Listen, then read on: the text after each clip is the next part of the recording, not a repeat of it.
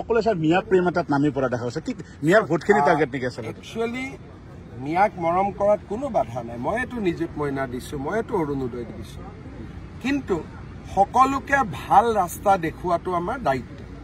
যে ফৰেষ্টত সোমাব নালাগে ভিজিআৰ পিজিআৰত সোমাব নালাগে য'ত ঘৰ আছে তাতে থাকো উজনিত যাব নালাগে উত্তৰ অসমত যাব নালাগে এতিয়া শিলচৰৰ পৰা লখিমপুৰত যোৱাটো কোনো দৰকাৰ নাই আমাৰতো অসমীয়া মানুহ কেতিয়াও নাহে চাকৰি সূত্ৰ আহিলে ভাড়া ঘৰ লৈ গুচি যায় গতিকে সকলোকে ভাল কথা শিকাব লাগে এই এভিকশনে মানুহক ভাল কথা শিকাই আছে যে হয় ধুবুৰীতো এভিকশন হোৱা নাই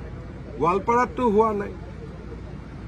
ফৰেষ্টতহে হৈছে ৰেভিনিউটো কতো হোৱা নাই চৰততো এভিকশন হোৱা নাই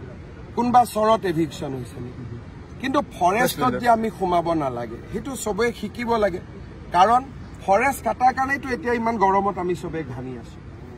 অকল ময়ে ঘামা নাই মিয়া মানুহতো ঘামি আছে সেইকাৰণে আজি দীঘিলি পুখুৰীত এডাল গছ কাটিলে মানুহে হুলস্থুল লগায় কিন্তু হাজাৰ হাজাৰ বিঘা ফৰেষ্টত গছ কাটি দিছে কোনেও হুলস্থুল নকৰে ফৰেষ্টত জনজাতীয় লোকক আৰু 3টা জেনেৰেশ্যন থকা লোকক বাদ দি ফৰেষ্টত কোনো থাকিব নোৱাৰে এইবোৰ আইনৰ লিখা কথা এই আইনখন কোনে বনাইছিল কংগ্ৰেছে বনাইছিল গতিকে আমাৰ কথাটো ভাল কথা আমাক যোনে ভাল ভাবি ল'ব তাৰ ভাল হ'ব